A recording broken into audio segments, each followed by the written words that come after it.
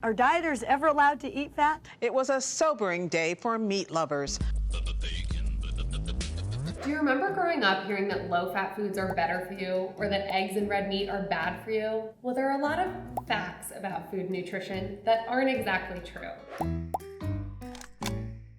As a dietitian and personal trainer, one thing I hear all the time is this belief that eating foods high in fat will make you fat. And while that might sound like it makes sense, it's not exactly true. The idea that fats should be restricted has been around since the 1950s. At that time, the rate of deaths due to heart disease were skyrocketing, and it was believed that fat was the culprit. This idea hit mainstream popularity in 1988 when the United States Surgeon General released the annual report emphasizing the link between diet and heart disease, and dietary fats became enemy number one. The American food industry took that information and ran with it, creating this whole fat-free, low-fat craze. But only half the fat of leading granolas. Which, to clarify, does not necessarily mean that the foods labeled low-fat or fat-free are healthier for you. Oftentimes, they contain higher amounts of sugar to make them taste better, which has been proven to be even more detrimental to your health. Reduced fat Oreo. Less fat, loads of taste. With the spotlight focused on eliminating all fats from our diet, no one took the time to distinguish between healthy fats and unhealthy fats. Let's look at some ways you can take the fat out of your diet. There are two main types of fat. There's saturated fat and unsaturated fat. Saturated fat is the one that's linked to higher cholesterol levels, whereas unsaturated fat can not only be beneficial, but essential for our bodies to function properly. Let's break it down at a molecular level. Like the name suggests, saturated fats are saturated with hydrogen atoms on all sides. Its structure is tightly compacted, which is why they tend to be solid at room temperature, like butter. Unsaturated fats are not completely saturated with hydrogen atoms. Instead, they contain carbon double bonds, which essentially creates more space in between the atoms and is why unsaturated fats are often more fluid and liquid at room temperature, like olive oil. Well, fat is important for our bodies because it's used to create the membranes around each of our cells. You can think of the cell membrane as the gatekeeper to our cells. So fat that is more fluid, like unsaturated fats, will create a more free-flowing environment for our cells to allow beneficial nutrients in and push unwanted waste out. Whereas if you're mainly consuming saturated fats, their compact, rigid structure around the cell will make it more difficult to take in those beneficial nutrients and push out the unwanted waste. Saturated fats can be found in foods like fatty cuts of meat, dairy such as milk, butter, cheese, ice cream, and most processed foods. Unsaturated fats can be found in whole foods like avocados, salmon, nuts, seeds, and olives. So now for the part that everyone really wants to know. Does eating fat make you gain weight? The simple answer is no.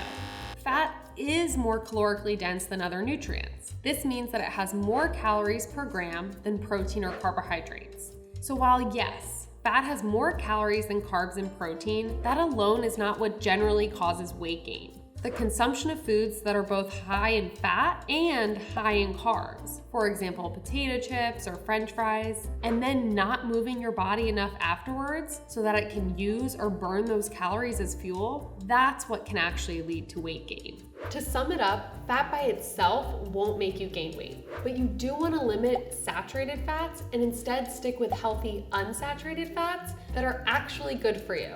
Another myth that seems to be everywhere lately is that eggs are bad for you. Eggs have so much misinformation around them. So let's break this down. Cholesterol is a fatty substance that travels through our blood. And studies in the 1960s found that when our blood cholesterol is high, our risk for heart disease and stroke are also high. This finding prompted the USDA to cap dietary cholesterol at 300 milligrams per day. That recommendation equates to less than 2 eggs per day.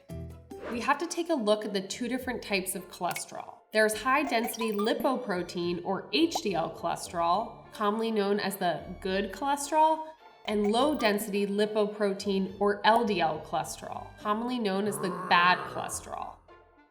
If we have too much LDL cholesterol, it can harden as plaque within our artery walls and potentially cause dangerous blockages, which could lead to heart disease and stroke. Whereas HDL cholesterol transports fat molecules out of the artery walls, which means that it can help decrease your risk of developing these blockages. Cholesterol has gotten a bad rap because the only time most of us ever really hear about it is when it's being referred to as too high. But what people don't realize is that it's so important to our health that our bodies produce its own cholesterol through the liver. And just like most organs in our body, the liver is a good regulator. So when you eat high cholesterol containing foods, like eggs, your liver starts to produce less cholesterol to balance it out, keeping your cholesterol levels in check. Remember those saturated fats we talked about earlier? Those fats actually stimulate the liver to produce more cholesterol, which causes your LDL numbers to go up.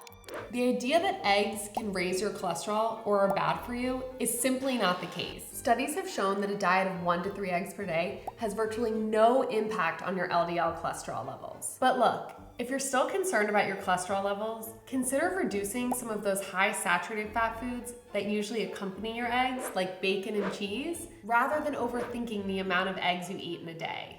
The last myth I want to talk about today is the one that says red meat is bad for you. And I think the information out there can be quite misleading. But first, it was a sobering day for meat lovers, especially in a country that ranks second in the world for eating the most meat. Now, to be clear, there is some truth to this myth, but it's not that all red meat is bad for you. In October 2015, the International Agency for Research on Cancer brought together 22 experts from 10 different countries and came to the conclusion that processed meats carry the greatest risk for cancer, specifically colorectal cancer. Processed meats were classified as a Group 1 carcinogen alongside UV radiation, tobacco, and alcohol. However, there is a difference between processed and unprocessed meats. Processed meats are meat that has been modified with curing, smoking, or salting. This includes hot dogs, pepperoni, salami, sausages, bacon, deli meat, jerky, and even canned meats. These are also usually higher in salt and fat than unprocessed meat. Unprocessed meat includes steaks, pork chops, lamb shanks, and other cuts that have not been prepared or preserved in this way. The experts also found that just 50 grams a day of processed meat can increase your risk of cancer by 18%.